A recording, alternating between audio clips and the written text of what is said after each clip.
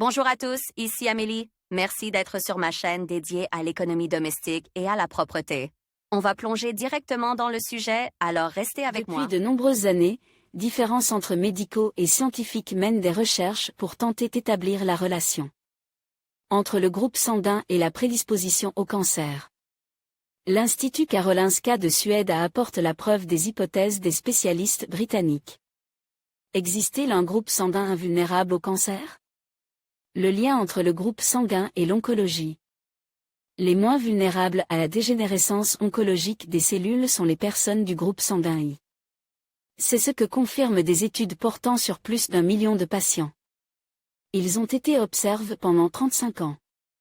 Si un cancer survient chez les personnes du groupe sanguin 2, il s'agit le plus souvent d'un cancer de l'estomac. Des études à long terme confirment cette prédisposition. Les porteurs des groupes sanguins 3 et 6 sont plus susceptibles de développer un cancer du pancréas. Ces personnes doivent être attentives à la santé de cet organe et appliquer des mesures préventives. Danger pour les personnes du groupe sanguin I. Le fait d'être du groupe sanguin 1 ne protégeait pas contre toutes les maladies. Ces personnes sont particulièrement sensibles aux maladies causées par les norovirus. La bactérie Helicobacter pylori se trouve plus souvent dans l'estomac des personnes du premier groupe sanguin que dans celui des autres.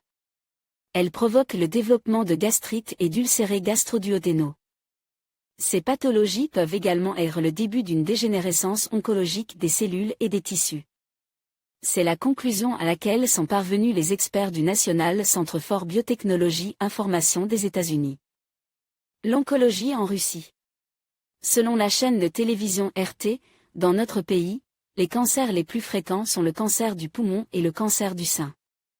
Ces types de pathologies oncologiques peuvent être traités, à condition d'être détectés à un stade précoce. Le niveau de diagnostic en Russie est faible. Lire aussi selon l'OMS, plus de 150 couples stériles sur 10 000 ont recours à l'insémination artificielle pour fonder une famille. Cause du cancer. Parmi toutes les causes de développement du cancer, les médecins ont identifié les principales: l'abus de boissons alcoolisées, le tabagisme, l'utilisation de médicaments anti-inflammatoires non stéroïdiens. Les autres facteurs sont secondaires.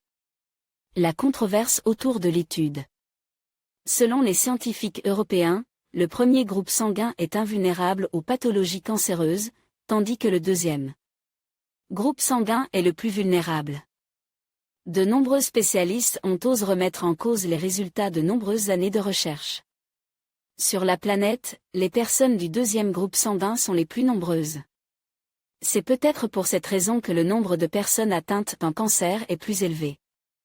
Ces données demandent à être vérifiées, le résultat ne peut être considéré comme définitif. Lire aussi: les médecins sont parfois impuissants à déterminer les causes d'une pathologie oncologique, ils ne font que supposer. Quels sont les facteurs importants à savoir?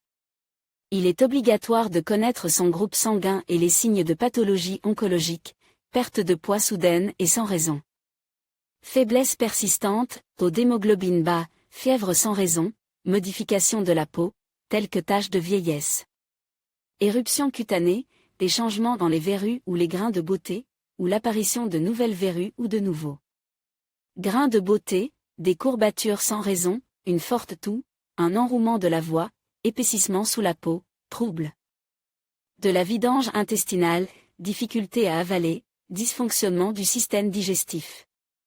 Pour une détection précoce des problèmes de santé, il est nécessaire de consulter un médecin à temps.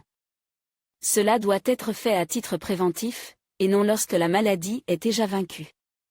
Après 35 ans, il est nécessaire de faire des analyses de sang tous les ans, afin de déterminer les principaux indicateurs, de surveiller le taux d'hémoglobine, de sucre et de cholestérol. Les résultats de toutes les analyses doivent être conservés. Soyez attentifs. Il est nécessaire de vérifier l'état de santé du thérapeute, ainsi que des autres médecins qui traitent les maladies chroniques existantes. Il est utile de consulter un gastro-entérologue, un cardiologue et un neurologue. Groupe à risque. Selon les statistiques médicales, pour un patient atteint d'oncologie, il y a 10 personnes à risque. Il est nécessaire de prendre conscience de la menace que représente la maladie et de prendre des mesures préventives.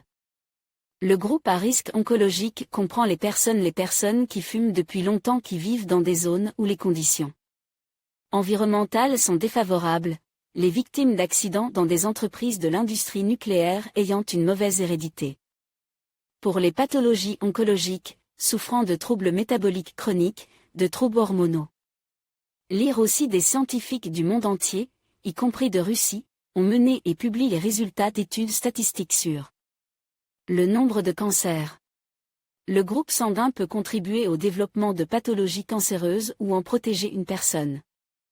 Toutes les recherches sont encore à faire. À ce stade du développement de la science, de la médecine, les scientifiques attachent une grande importance au développement du cancer, au mode de vie, à l'hérédité et aux violations du fonctionnement de l'organisme.